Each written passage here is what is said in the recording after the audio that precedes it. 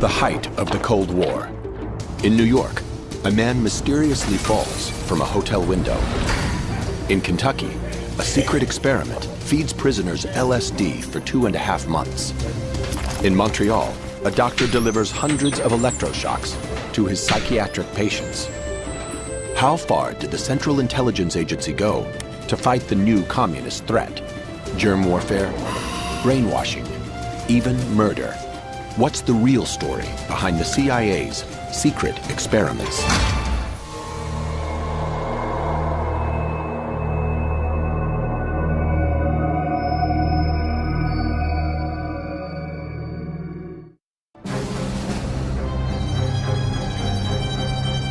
Manhattan, 1953, 2 a.m. on a chilly Thanksgiving weekend.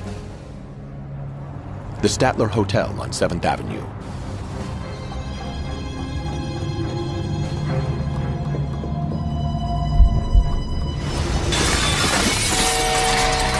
A man plunges to his death from the 13th floor. Night manager Armand Pastor is first to the scene. I rushed out, and there I see a body lying next to this partition. I never expected him to be alive, but he was laying there looking at me, trying to speak to me. A very earnest look in his eyes, wide open. And I kept trying to speak to him to see if I could understand what he was trying to tell me. Was it suicide or something more sinister? The dead man is 43-year-old Frank Olson, a biological weapons researcher for the Army at Fort Detrick, Maryland. What few yet know is that Frank Olson also worked for the CIA. Olson's death is just one mysterious piece in a far greater puzzle. One that would shock the average American had they only known. In the wake of World War II, the US government is engaged in a large number of secret medical experiments designed to help win the Cold War. Exposing unknowing members of the public to biological and chemical agents. Developing techniques for mind control to create a so-called Manchurian candidate. Even planning assassinations on powerful third world leaders. What is the extent of these brainwashing experiments? How did the CIA become involved in such far-reaching and disturbing research? D-Day, the end of World War II, reveals the full extent of Nazi atrocities. In the concentration camps, medical research on captives includes experiments with their minds as well as their bodies. The Germans were doing an experiment at Dachau on things like hypnosis and the use of drugs for interrogation to try and find out ways of controlling people, of making people tell against their will. An attempt to master the art of mind control. Many Nazi physicians are prosecuted for war crimes at Nuremberg. But not all perpetrators face the court. Some scientists with potentially useful expertise are covertly brought to the United States by the CIA under Operation Paperclip. Some of them couldn't come in through State Department visa routes because they were war criminals. So Paperclip and other projects were covert operations to route these people around the State Department requirement and get them into the country. The new scientists are quickly put to work to counter a rapidly emerging threat, the increasing power of the Soviet Union. In the years that follow, the Cold War escalates at an alarming rate, with the superpowers competing for military and scientific supremacy. Espionage is the name of the game. The CIA embarks upon a multi-million-dollar, highly classified research program into the covert use of biological and chemical materials, an innocuous term for a frightening array of unorthodox weapons. Bacteria to infect the enemy, poisons for assassinations, truth drugs for interrogations. Spearheading these clandestine efforts is Dr. Sidney Gottlieb, head of the CIA's top-secret chemical division. He was a chemist who developed the methodologies for the tricks of the trade, the stuff, if you watched a James Bond movie, that Q used to give. Gottlieb works closely with Army scientists at Fort Detrick, Maryland, developing biological weapons for the agency's use. Included in the medicine chest at Fort Detrick would have been anthrax, the plague, brucellosis, all the major diseases. In 1953, these special operations at Fort Detrick are headed up by Frank Olson. The week of Thanksgiving, Olson's in New York on a doctor's visit, but details are sketchy. He never makes it home. His family learns of his death early Saturday morning. Olson's son Eric is 9 at the time. And they basically said, you know, we have something we have to tell you, and proceeded to say that my father had fallen or jumped out of a window in New York City. The story is as vague as it is devastating. There were no details, absolutely none. That whole confusion about fall or jump began from that first moment. According to the medical report, Olson's neck and face are badly lacerated. At the funeral, the casket remains closed. And the explanation there was that they said he was too badly injured to be seen. Unbeknownst to the family, present at the funeral are 2 men from the CIA, Dr. Sidney Gottlieb and his deputy, Dr. Robert Lashbrook. For there's something Olson's family doesn't yet know. Agent Lashbrook was in the New York hotel room when Olson fell out the window and died.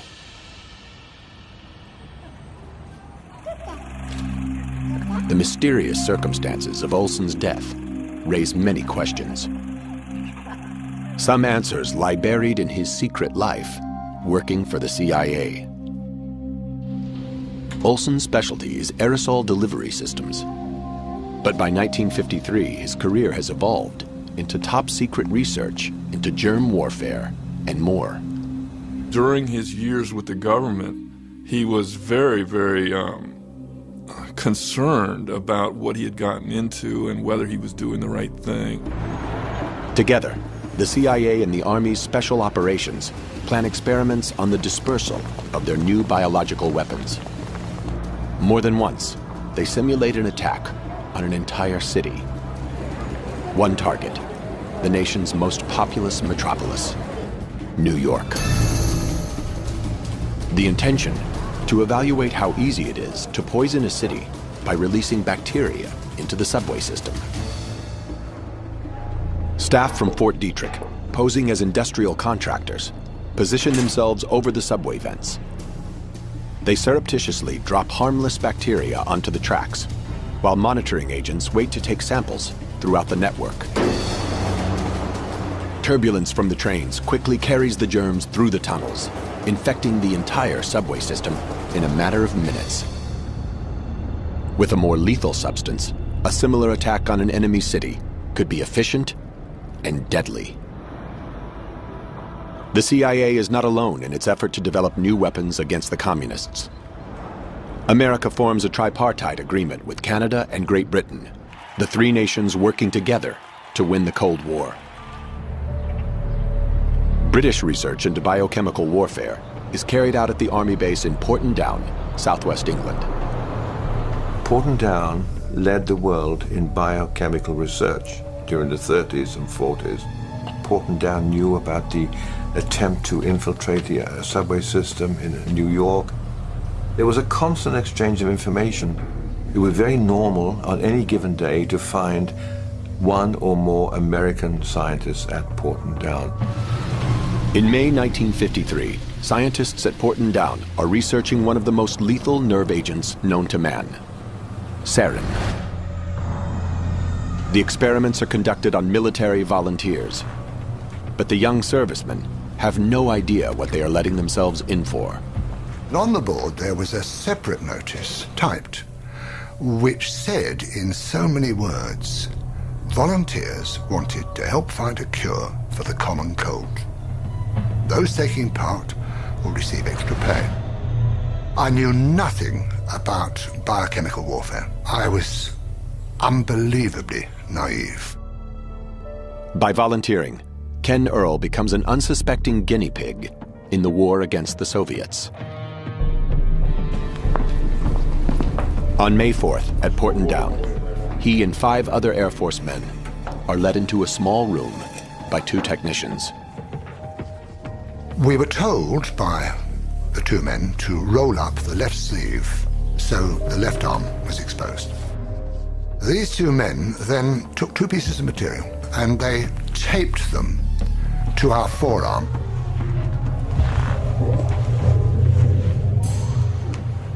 They then gave us each a respirator and that we were not, under any circumstances, to take off the respirator. And the door was sealed behind us. It was very, very poky, a small building. And I found out since it was a gas chamber, which puts the fear of death into you, of course. But this technician, with a vial and a pipette, went round each of us, and he dripped onto this piece of material 20 drops in 2 rows. And it was a colorless liquid. I didn't know what it was. I didn't question it. The clear liquid is sarin nerve agent. It is quickly absorbed into the arm through the skin. The effects are immediate. I became absolutely claustrophobic. I didn't know what sheer terror there is in being trapped and not being able to breathe properly. You feel you can't breathe. I was sweating profusely. And I felt so ill. And I now, even today, have nightmares about it.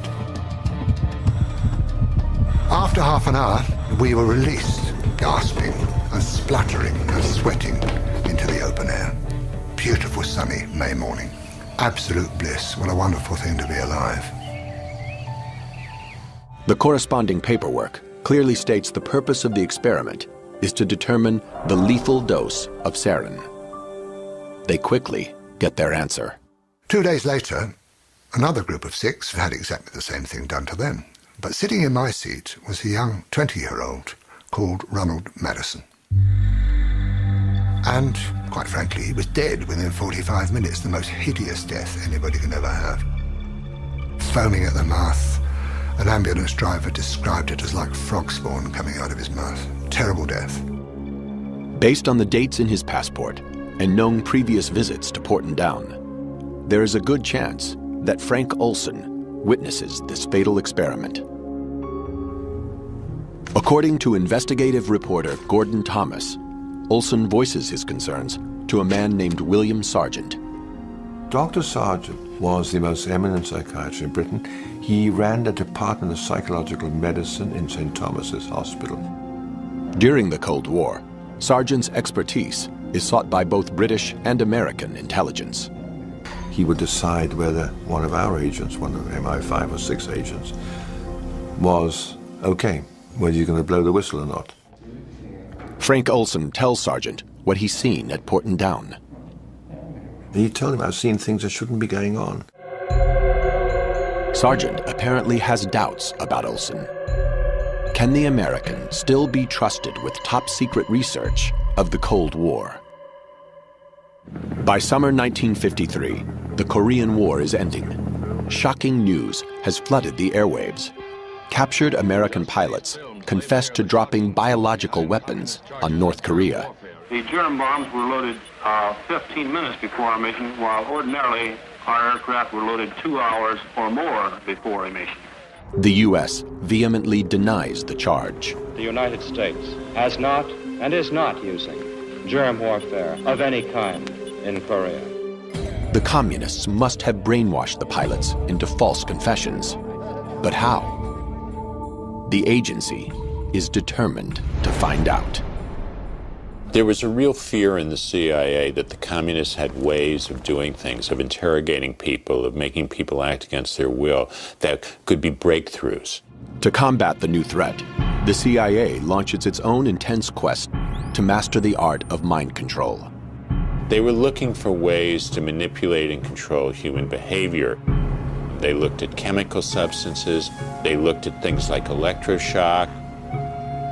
One drug in particular catches their attention: lysergic acid dithylamide, LSD.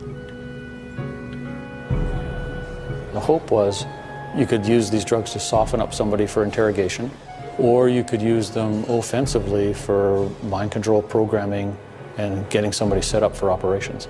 10 years before its recreational heyday, LSD becomes the focus of the CIA's quest for the perfect truth drug. There's just one technical hitch: how to find suitable subjects. One CIA guy said to me, we couldn't really test on housewives in Northern Virginia. That wouldn't have been okay. So they found street people, they found prostitutes, they found prisoners, they found minorities to whom the CIA at the time did not put as much value on their lives as other people.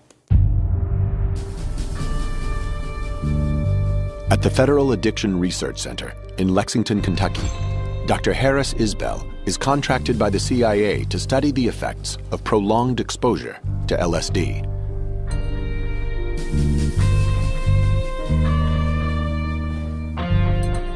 His subjects are incarcerated heroin addicts, mostly African American.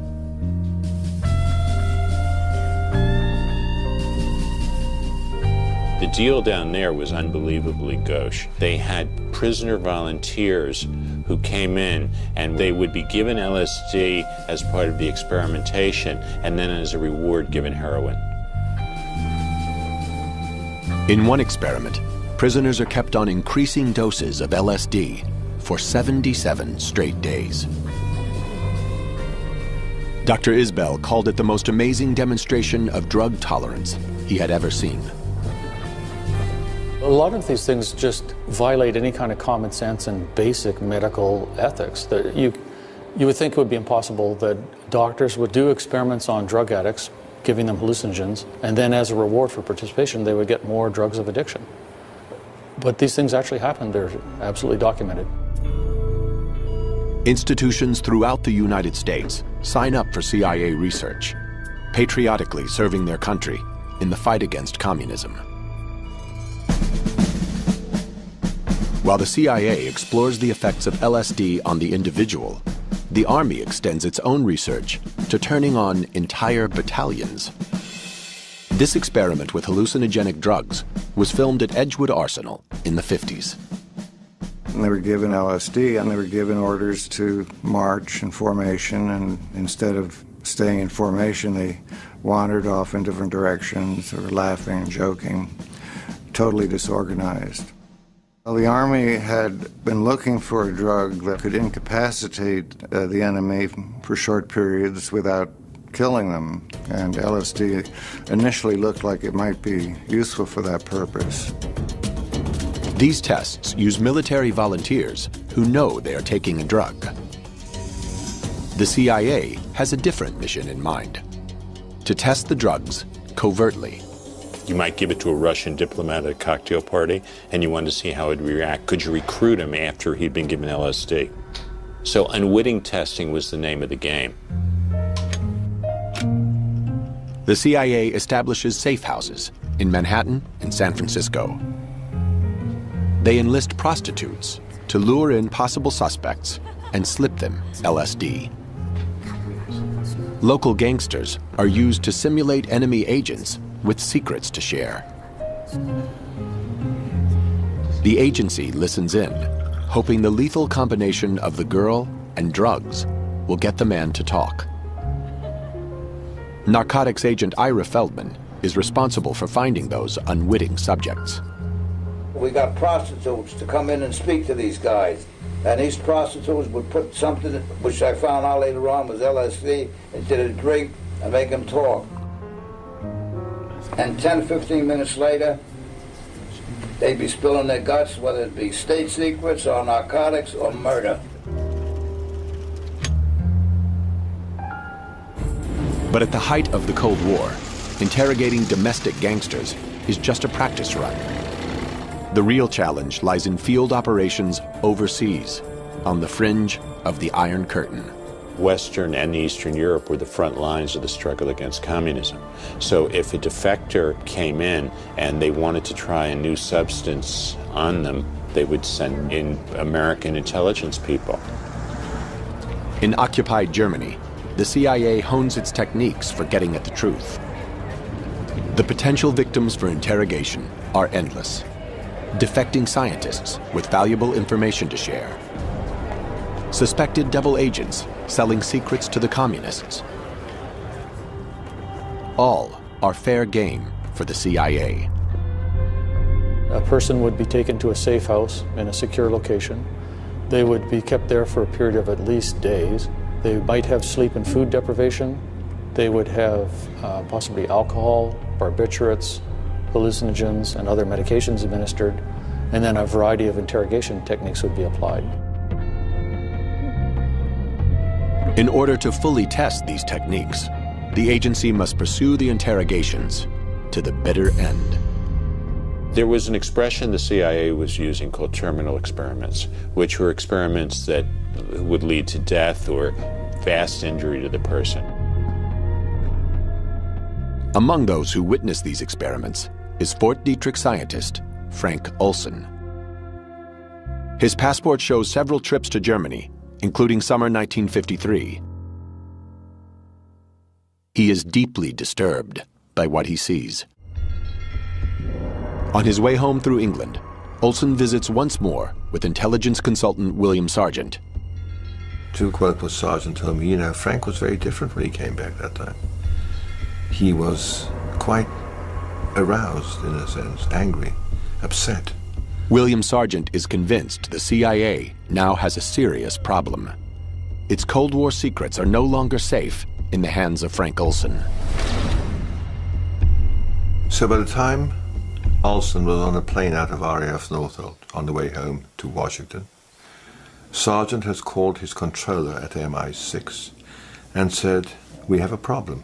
That information would have gone up the chain and it would have eventually reached Washington. Alice Olson notices a definite change in her husband upon his return. That last summer when my father came back, my mother said that she knew he was very upset. Olson's likely witnessed top-secret experiments that few within the CIA even know about. Frank Olson had an incredible storehouse of knowledge about top secret matters concerning biological weapons and substances. And as such, he would have been a person who there would have been great concern if he had started to talk publicly. As head of mind control research, Sidney Gottlieb is the one man who knows the full extent of Olson's knowledge. If Olson's been sharing state secrets, Gottlieb needs to know. He decides to conduct a little experiment of his own. Deep Creek Lodge in Maryland, Wednesday, November 18th, 1953. Frank Olson and 6 colleagues from Special Operations at Fort Detrick attend a clandestine meeting. They are joined by counterparts from the CIA, including Sidney Gottlieb and his deputy, Robert Lashbrook. The invitation, which for some amazing reason we still have, it described the cover story, which was this was a bunch of wildlife journalists who were meeting in the woods to discuss wildlife journalism. According to CIA documents, after dinner on Thursday night, Gottlieb slips a small amount of LSD into a bottle of Cointreau. So according to Gottlieb, when I met him, they were concerned that what if a scientist was kidnapped by the communists, and what if the enemy drugged that scientist, would he be forthcoming? And they were going to test this by staging a scientific meeting and drugging the participants. And that my father was just one of a number who got this drug.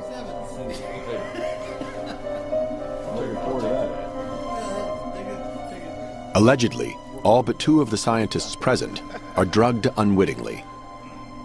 20 minutes later, Gottlieb tells them what he's done. and the meeting gradually deteriorates as the narcotic takes effect. But what happens after that remains disputed. Some believe Olson is interrogated. When Olson returns home, he is profoundly affected. He wasn't hallucinating or anything remotely like that. He was simply somber and was upset. He used that phrase that he'd made a terrible mistake and he had decided he wanted to quit his job. Instead of accepting Olson's resignation, his boss sends him to New York for psychiatric counseling.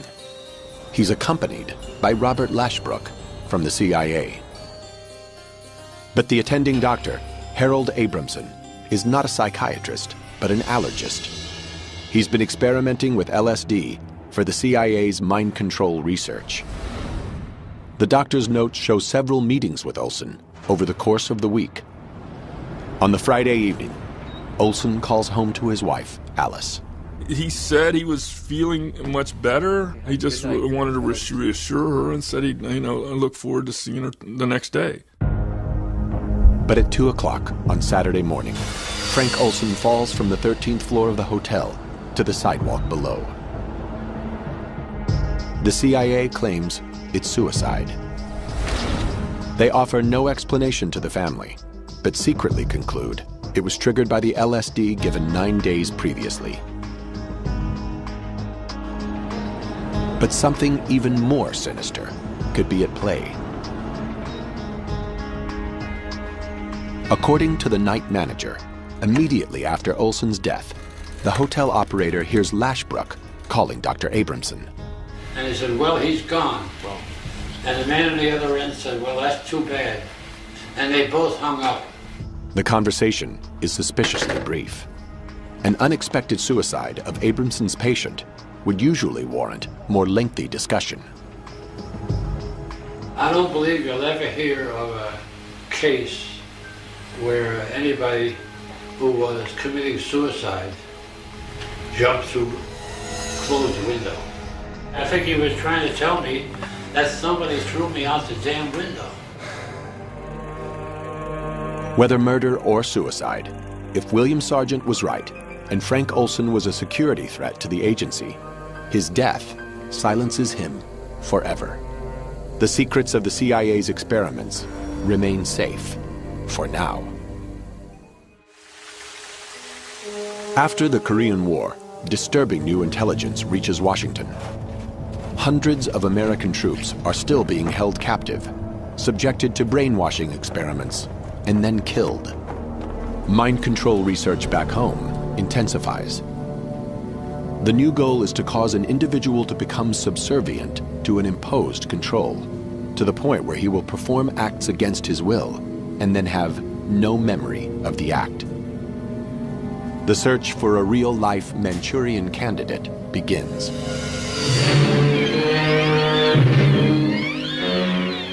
In the Hollywood classic directed by John Frankenheimer, a hypnotized soldier is programmed to assassinate a presidential candidate. Like a clip from the movie, the CIA attempts to create its own Manchurian assassins using hypnosis and drugs. You create this new identity inside that's hidden from the main part of the person by an amnesia barrier. And then using an access code, you can call out this new identity for whatever mission purpose. To produce such an assassin, the CIA faces two main challenges: how to induce amnesia and how to program in new behavior. In 1957, Dr. Ewan Cameron, an eminent psychiatrist in Montreal, believes he has the answers. The agency sought him out because they had noticed his work, in particular with two techniques, intensive electroshock and what he called psychic driving. Cameron applies his techniques under the guise of normal therapy. It's hard to say just how awful and horrendous what Cameron proposed and what our government financed was. There's a three-part technique which started with an effort to wipe out past patterns of behavior And this was accomplished through the use of particularly intensive, repeated, high-level electroshocks until no more convulsions could be elicited from a patient. Cameron then plays tape-recorded messages through helmets that are locked to his patients' heads. This psychic driving forces them to listen to repetitive statements for weeks on end to program in new behavior. Now, the final phase was to try to wipe out all recollection of what had happened, and that was accomplished by putting people to sleep for 30, 40 days, accompanied by different kinds of cocktails of drugs. Now, that's not any kind of therapy. That's a brainwashing experiment. Since the Greeks first started thinking about medical ethics, the first rule was do no harm. That's a rule Cameron broke. For 4 years, the CIA fully funds Cameron's work, hoping to use his techniques to create a Manchurian candidate. Psychiatrists throughout the nation, at hospitals, prisons, and some of the top universities, are similarly on the agency's payroll. Every possible brainwashing technique is explored. One in particular consumes the agency for years: hypnosis. One of the things the CIA was looking for was, could you give a person an order under hypnosis to assassinate someone else? That would have been a Manchurian candidate. But the assassin must not remember his act. You could take an ordinary person off the street, put him through basic training, and get him to go out in the field and shoot the enemy. The purpose of the hypnosis is not to get the person to go pull the trigger. It's so that they don't remember, so that if they're captured and interrogated, they can't talk about it. The evidence suggests there's only one man the agency seriously considers for a Manchurian assassination: Fidel Castro. In the early 60s, several potential assassins are selected for programming, but all hypnosis attempts fail, and the plot is quickly abandoned. Then in 1968, an assassination does take place that seems to resemble a Manchurian operation. According to some, the work of a programmed assassin hypnotized by the CIA. My thanks to all of you, and now it's on to Chicago, and let's win there. June 4th, 1968, election night in the California Democratic primary. It's midnight, and Senator Robert Kennedy delivers his victory speech in the Ambassador Hotel. He's ushered out through the crowded pantry. Suddenly, shots are fired.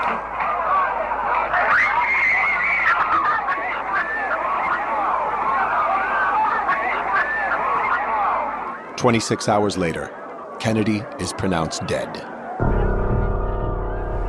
As the gunman, 24-year-old Sirhan Bishara Sirhan, is led away, several witnesses notice his trance-like demeanor. He seemed to be in a daze. He didn't recollect any of the details of what he had just performed, and he couldn't explain it. He was told what he had done, and he was bewildered. Sirhan's apparent memory loss is seized on by conspiracy theorists. They are convinced Sirhan's a Manchurian candidate, hypnotized by the CIA to assassinate Kennedy, the culmination of 2 decades of mind control research. But why would the CIA want Robert Kennedy dead? Sirhan's attorney believes there are 3 motives. Number 1, Vietnam. Bob Kennedy was diametrically opposed to the war in Vietnam. The ending of the war in Vietnam would have gone adversely to the bottom lines of some of the major corporate entities in the United States who were making fortunes on that war. Reason number 2, Cuba. Bob Kennedy himself had come to the conclusion that the time was ripe for a deal to be done with Castro in Cuba, and that was not making him very popular. And finally, his own brother's death. He was going to reopen the investigation of the assassination of his brother. That was making a lot of people edgy. Conspiracy theorists believe that Sirhan was hypno-programmed by the CIA. Before Sirhan's trial, psychiatrist Bernard Diamond examines him many times. That girl, I followed her. She led me to a dark place. And Diamond was convinced that he was programmed, and this programming was very intensive and very, very deep into his psyche, and it has remained with him to this day. To this day, he doesn't know what happened. Programmed amnesia is the key ingredient to a Manchurian operation. Sirhan also claims he's been hypnotized before. He'd recently been studying the Rosicrucians, an ancient mystical order devoted to self-improvement. Hypnosis is one of the tools they teach for focusing the mind inward. Sirhan Sirhan described some self-hypnosis meditation type exercises, and his journals have a lot of repetition, RFK must die, RFK must die, which looks to me like trance state repetition, focusing on the mission, focusing on the mission, focusing on the mission. In the Manchurian Candidate movie, the assassin's mission is triggered by the Queen of Diamonds playing card. But it could be anything. The CIA documents describe hand signals, tones over the phone, words. So you hypnotize somebody and you can program in any trigger whatsoever to flip them into their Manchurian Candidate state. Numerous witnesses report seeing a woman in a polka dot dress talking to Sirhan in the pantry moments before the shooting. She had a dress with polka dots on it. How about this girl's hair? What color was it? Brown. This mysterious woman is believed by conspiracy theorists to be Sirhan's Queen of Diamonds, giving him his cue to fire. The hypnotized Sirhan allegedly pulls out his gun on cue, but does not fire the fatal shot. And you have to understand, so much pandemonium. It's almost as though Sirhan was programmed to distract the entire group that was there, allowing someone to do what had to be done in terms of actually killing Kennedy by shooting him in the back of the head. Ballistics evidence seems to support this claim. Kennedy is struck by 3 bullets, all fired from the rear. The fatal shot is fired within inches of his skull, but Sirhan never gets that close. There's no account that pushes him any closer than 3 or 4 feet away from Bob Kennedy in the front of him. Adding to the alleged evidence for a conspiracy is the number of bullets fired. Kennedy is struck 3 times. 5 bystanders are also hit, but several more bullet holes are identified in the doors and ceiling, suggesting at least 10 are fired. Sirhan's pistol, a .22 caliber, only holds 8 rounds. More than 8 bullets would require a second gun.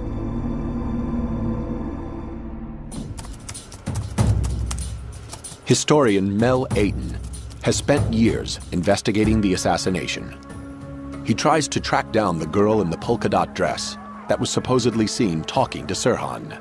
After going through the film footage taken in the Ambassador Hotel that night, I have isolated an image of a girl in a polka dot dress standing next to a guy who looks like Sirhan. But it's not him. The accounts of Sirhan with the girl in a polka dot dress are possibly a case of mistaken identity. Ayton believes that Sirhan could have shot Kennedy at close proximity from behind, even while standing 3 feet in front of the senator. When Kennedy was moving through with the crowd through the pantry, he turned to his left to shake hands with the kitchen workers. Kennedy reaches across with his right arm, presenting Sirhan with the right side of his body as a target. And then Robert Kennedy was shot under the armpit because obviously his right arm was being raised as a defensive reaction. And then the arc of the gun was pursuing Kennedy's head as Kennedy was going down. To determine the number of bullets fired, Ayton sends acoustics expert Steve Barber a copy of the only complete audio recording to exist of the assassination. All of a sudden I hear pop, pop, pop. And then a blood-curdling, high-pitched female scream just after the shots. 2 unidentified thumps occur just 3 seconds before the first pop. I rule thump number 1 completely out. It sounds like the microphone has bumped into something. Thump number 2, I think, is either a door banging into a wall or a balloon exploding. A graph of the recording clearly shows a spike each time the gun is fired. Distinctly, 8 bullets were fired. If the conspiracists believe there are more than 8 gunshots, then they're going to have to explain the lack of those gunshots being captured on this recording. There is no doubt in Ayton's mind that Sirhan was the lone assassin, and the CIA had nothing to do with it. Many hypnosis experts question the entire validity of the Manchurian Candidate theory. I don't think that a trigger that would move someone into hypnotic state where they would commit murder would really work. The CIA itself apparently reaches the same conclusion. By 1968, after investing millions of dollars, the agency abandons its research into programming a hypnotized assassin, concluding it can never work. You do not relinquish your will, you do not become a dupe, a patsy, or a mindless automaton, despite some public beliefs that this may be the case. In 1972, Sidney Gottlieb terminates the agency's research into the biological and chemical control of human behavior, citing its decreasing relevance to clandestine operations. The American public remains oblivious that the CIA's mind control program ever existed. But on June 11, 1975, the Washington Post reports on a civilian scientist who was unwittingly given LSD and jumped from a Manhattan hotel window. No names are mentioned, but the Olsons immediately recognized the story of their father's death 22 years ago. They decide to go public. All the major networks attend, as the Olsons add Frank Olson's name to the list of victims of the CIA. The source for the article describing Frank Olson's death is the Rockefeller Commission report. Triggered by Watergate, it's a presidential inquiry into illicit domestic activities by the CIA. The Olsons decide to sue the agency for their father's wrongful death. This death was the result of CIA negligence and illegality on a scale difficult to contemplate. And within 10 days, we were sitting in the Oval Office of the White House getting an apology from Gerald Ford himself. The family receives $750,000 for Frank Olson's death. Spurred by the media reports, Congress launches its own investigation into the CIA, chaired by Senator Frank Church. Sidney Gottlieb and Robert Lashbrook are summoned to testify. Well, there was, of course, claims or thoughts that maybe great things could be done with hypnosis. One small project in which we had a hypnotist do some experiments, primarily to see what the limitations of hypnosis might be. Can you make a person do something under hypnosis that he would not ordinarily do? The revelations are staggering. 80 institutions have been contracted by the CIA for mind control research, costing the taxpayer the equivalent of $30 million today. The committee concludes the agency demonstrated a fundamental disregard for the value of human life. Former CIA Director Richard Helms reveals that in 1973, he instructed Sidney Gottlieb to destroy all records pertaining to the mind control experiments. But some managed to escape the shredder. You can be sure in any government agency there's always an accountant somewhere who has got an extra set of the documents, and the financial records included program descriptions and project proposals. Among the files released by the agency are several internal memos written immediately after Frank Olson's death. The documents describe the incident at Deep Creek Lodge as a mild experiment using a very small dose of LSD, targeting all but 2 of the men at the meeting. Apparently, no one had an abnormal reaction to the drug. But there's also a memo from CIA consultant Harold Abramson, who saw Olson the following week. According to him, the experiment had in fact been designed specifically to trap Frank Olson. The contradictions plague Eric Olson for many years. He is convinced there was foul play at hand. In his quest for answers, he finally turns to the one man he knows he can trust: his father. When the backhoe started digging, it was early June morning, 1994, I thought, yes, finally, we're gonna open this thing up. Supervising the exhumation is forensics expert Professor James Starrs. The body was, as I would say, in unusually well-preserved condition. One thing is immediately apparent. There were no lacerations evident on his face and head. This is in direct contrast to the medical report and the story told to the Olsons. There was something else the CIA didn't want the family to see. What is present, but not mentioned in the medical report, is a large bruise above the left eye. But Olson hit the ground feet first and then fell backwards. Could have been that someone did, as we anticipated initially, cosh him, hit him on the head, rendering him unable to protect himself, and then did the inevitable, threw him out the window. If true, then Frank Olson was murdered. During his investigation, Eric Olson makes an intriguing discovery. The same year Frank Olson dies, the CIA publishes its first assassination manual. And that assassination manual specified the ideal way in which you murder somebody, but you make it look like an accident. And the best way, they said, to do this was from a fall from a high window, at least 75 feet. And they said you should stun the subject, that's the verb, stun the subject before dropping them with a blow to the temple above one of the eyes.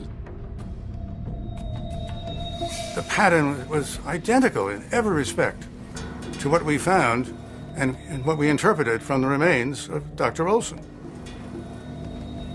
I think that Frank Olson was intentionally, deliberately, with malice aforethought, thrown out that window.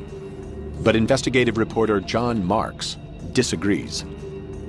I spent an incredible amount of time researching this question. I never found any evidence at all that Olson was pushed out that window. I think you have to face the facts here that when you're doing this kind of government illegal, immoral, top-secret work, you have to be prepared to face the consequences, which include disposal of problematic people. Well, what other cover story can you tell besides suicide?